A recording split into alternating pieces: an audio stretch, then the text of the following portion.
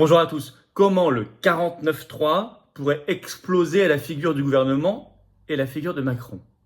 On va y venir dans cette vidéo, au moment où tout s'accélère, où on doit jouer notre rôle. Et oui, les oppositions sont majoritaires depuis le 19 juin, vous le savez, à l'Assemblée nationale. C'est là que ça se passe, pour cette affaire, motion de censure et tout le reste. Et donc on va jouer notre rôle. Nous allons interpeller tous les députés d'opposition, mais aussi certains d'ailleurs de la majorité MoDem, déjà un peu rebelles, qui ne votent pas tout, qui votent contre le gouvernement. Par cet appel sous la vidéo en description, ce lien, vous allez peut-être le signer, le relayer maintenant si vous le voulez bien, en leur disant votez la motion de censure d'où qu'elle vienne.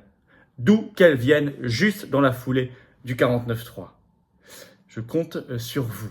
Je vous explique tout dans un instant, vous allez voir, on va parler de Véran, on va parler de Macron, on va parler de Borne, on va parler de l'avenir dans cette vidéo, dans les secondes et les minutes qui viennent. On fera pression également, vous le savez, à Paris, le samedi 22 octobre, rendez-vous de place d'Enfer Rochereau. Il y aura un monde fou.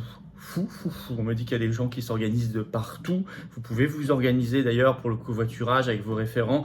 C'est pas forcément facile, y compris d'ailleurs des pays limitrophes, de toute l'Île-de-France, de tout Paris, bien évidemment. Il faut qu'il y ait un maximum de monde. On parlera de cette motion de censure, de la destitution de Macron, de la paix, de la liberté, de la souveraineté, des vrais sujets au cœur. Il n'y a pas d'autre mobilisation qui parle des vrais sujets à la racine, pas simplement des conséquences, de tout ce qu'il faut faire. Et donc je vous attends et attention au possible retour du masque obligatoire. Vous savez qu'on est clairement en lutte sur ce sujet-là, également pour nos libertés. Je vous attends très nombreux, je vous attends aussi très nombreux comme nouveaux adhérents ou comme réadhérents aux Patriotes. Bah oui, c'est une grande famille les Patriotes. Avec cette carte orange, on entre dans la famille où on retourne quand on a plus d'un an d'adhésion et qu'on n'est plus adhérent. À jour, on réadhère. Et c'est formidable parce qu'on se bat tout de suite justement pour la paix, nos libertés, notre souveraineté, la dignité, l'humanité. Voilà pourquoi on se bat. C'est-à-dire tous les combats que déteste l'oligarchie, tous les combats de la résistance populaire française, humaine. Le lien pour adhérer ou réadhérer, c'est le même. C'est le premier sous la vidéo en description. Il est également en commentaire épinglé dans les dernières secondes de cette vidéo en cliquant sur votre écran. Sous la vidéo en description, il y a un deuxième lien. Vous verrez juste en dessous pour faire un don de soutien aux Patriotes. Il faut financer le 22 octobre et tout le reste. On n'a pas 1 euro de financement public cette année. Pas 1 euro, pas 1 centime, rien. Or, on fait, ça coûte une fortune. De plus en plus cher. Nous aussi, on subit l'inflation. Les dons supérieurs à 500 euros, nouveaux avantages, allez voir sur le site des Patriotes. Mais dans tous les cas, c'est défiscalisé pour vous aux 2 tiers. Les dons, les adhésions, les réadhésions. Quel que soit le montant, et c'est défiscalisé aux 2 tiers, pensez-y. Bravo en tout cas aux donateurs et aux réadhérents. Bienvenue aux nouveaux détenteurs de la carte orange, aux nouveaux adhérents Patriotes qui sont des résistants. Alors le 49.3, la motion de censure, renverser le gouvernement est possible. Comment ce 49.3 pourrait exploser à la figure de Macron? Alors évidemment, renverser le gouvernement, ça réglerait pas tout, on est d'accord. Enfin, c'est quand même, on est d'accord aussi sur cela, un préalable très important. Et un signal politique de reprise en main, de renversement du rapport de force qui serait quand même extraordinairement appréciable. En tout cas, la volonté par le gouvernement d'utiliser l'article 49.3 donc de la Constitution, celui qui permet de faire voter sans vote justement une loi, eh bien, a été confirmée. Pour le budget, donc pour le projet de loi de finances 2023, pour le budget 2023 de la France, c'est ce qu'a confirmé le Premier ministre Elisabeth Borne sur TF1 ce 16 octobre, je la cite.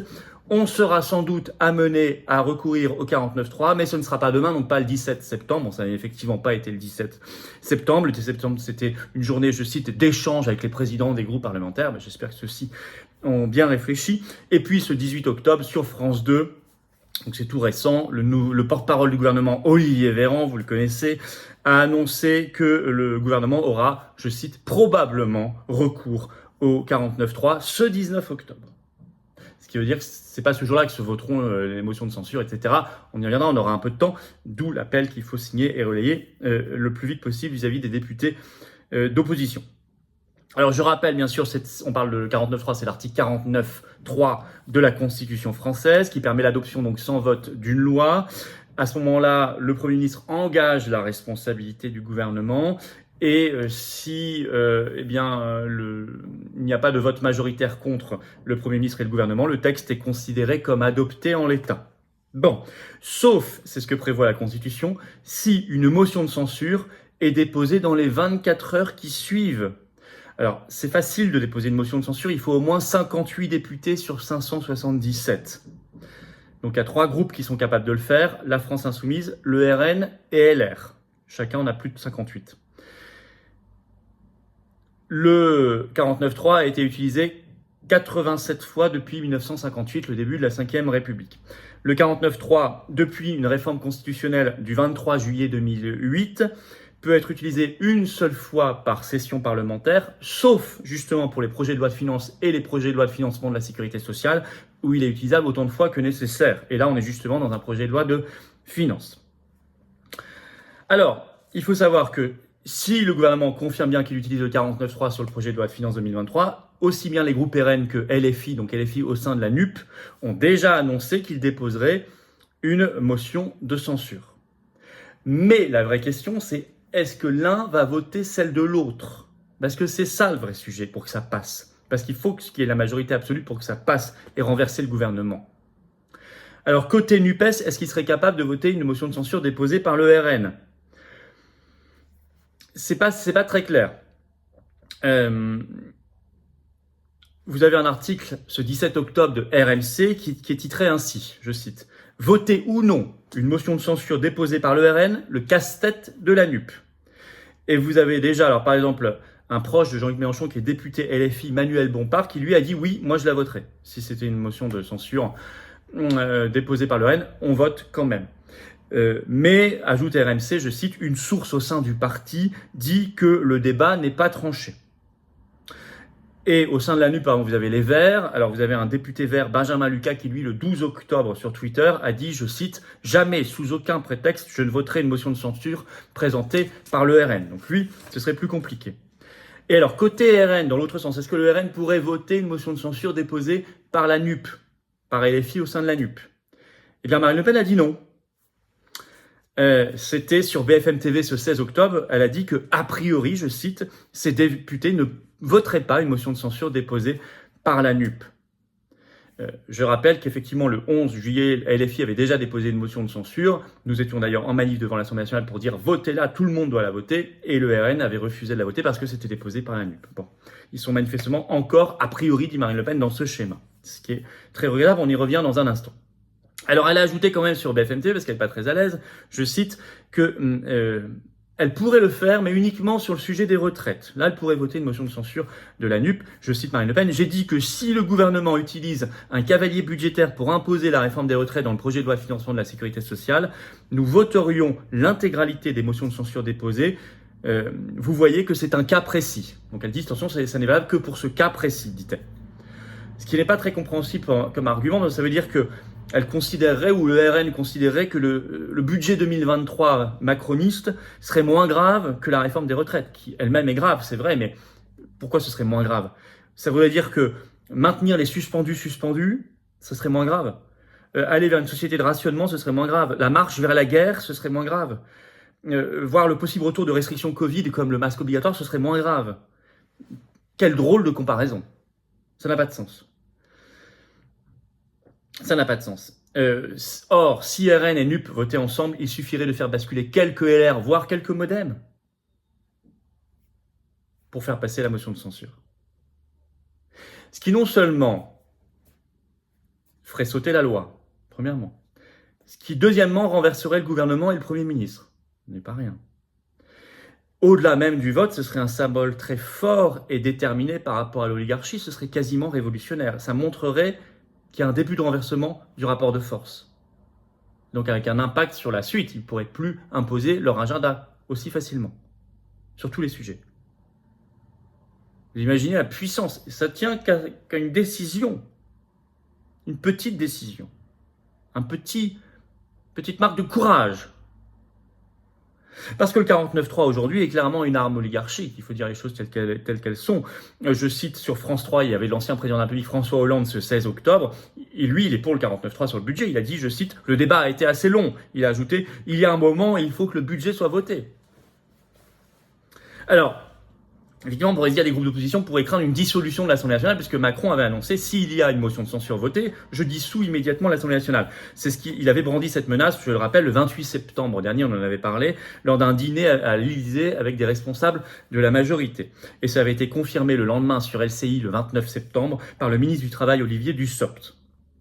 Mais là, j'ai envie de dire, attendez, les groupes d'opposition, vous craignez vraiment un retour au peuple, c'est-à-dire une dissolution de l'Assemblée nationale? Vous la craignez? Pourquoi donc? Probablement que dans le contexte actuel, Macron et son groupe seraient encore plus affaiblis. Ils auraient encore moins d'élus.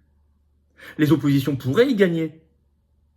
D'autres pourraient faire leur rentrée, d'autres oppositions plus sérieuses. La résistance pourrait faire son entrée à l'Assemblée nationale par ailleurs, pourquoi pas, comme les patriotes. Et Macron serait affaibli, d'autant que ce serait perçu par les Français comme très brutal et illégitime ce qu'il aurait fait. Il y a un sondage qui est sorti ce 18 octobre de l'Institut Elab qui dit que 66% des Français sont contre l'utilisation du 49.3 sur le budget. Donc, si Macron le fait, ce sera les oppositions qui auront les lauriers. Macron sera perçu comme affaibli et il perdra ces élections, cette dissolution. Et d'ailleurs, je rappelle à Marine Le Pen que le 29 septembre, sur son compte Twitter, elle avait tweeté, suite à cette menace de dissolution par Macron en cas de vote de motion de censure, elle avait tweeté « chiche ». C'est toujours en ligne.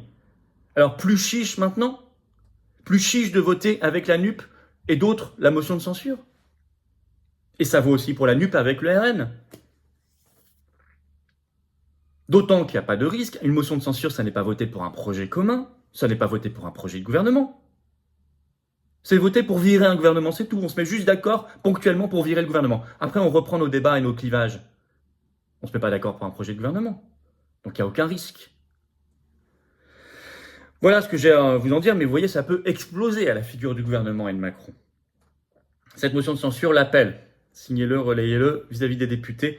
On en reparlera fortement ce samedi 22 octobre à Paris. Rendez-vous 14h, place d'Enfer Rochereau pour le cortège national avec beaucoup de figures de la résistance, tous les députés d'opposition justement invités. On parlera de cette affaire et d'autres. La paix, la liberté, la souveraineté, soyez très très très nombreux pour nous et les enfants. Il faut être les députés d'opposition au niveau de l'histoire et au niveau de la France. À un moment. Il ne faut pas tomber dans la trahison. Parce que là, on est au bord de la trahison. J'ajoute que ce vote de la motion de censure faciliterait politiquement et je dirais même psychologiquement le début du travail sur l'article 68 de la destitution de Macron. Ça déblayerait le terrain. Psychologiquement, ça préparerait le terrain. Une digue aurait sauté et hop, toutes les autres pourraient sauter derrière. Et vous le savez bien. Et c'est pour ça que c'est très très important ce combat. Très important. Faites circuler cette vidéo s'il vous plaît. Abonnez-vous à cette chaîne YouTube, le petit bouton en dessous, un petit clic, une seconde. S'abonner. Plus vous êtes abonné, plus les vidéos circulent. C'est comme ça que fonctionnent les algorithmes de YouTube. C'est important. On est bientôt, enfin on n'est pas encore bientôt, mais on file vers les 500 000 abonnés. Bravo à ceux qui se sont abonnés nombreux récemment, à ceux qui vont le faire, c'est bien sûr gratuit. Je compte sur vous pour rendre plus visible tout ce travail. C'est mécanique, ça vous prend un petit clic et c'est gratuit. Et venez vous battre. Venez vous battre à mes côtés, à nos côtés, aux Patriotes, en adhérant ou réadhérant, en prenant votre adhésion annuelle aux Patriotes ou en la reprenant si vous avez adhéré par exemple en 2021 ou avant. Pensez-y. C'est important. C'est important qu'on se batte ensemble. On est le premier mouvement souverainiste et de défense des libertés et de la paix en France. Mais on a toute l'oligarchie et le système contre nous, donc on doit être beaucoup plus nombreux, encore plus forts, encore plus déterminés. Je vous attends. Le lien pour adhérer ou réadhérer, c'est le même, c'est le premier sous la vidéo en description. Il est également en commentaire épinglé et dans quelques secondes en cliquant sur votre écran. Sous la vidéo en description, deuxième lien pour faire un don de soutien aux Patriotes. Vital, on n'a pas un euro de financement public cette année, on n'a pas de financement bancaire, alors on fait. Sans moyens, on fait. D'autres ont plein de moyens, plein de subventions publiques, ils font rien. Nous, on fait. Ça coûte cher, de plus en plus cher.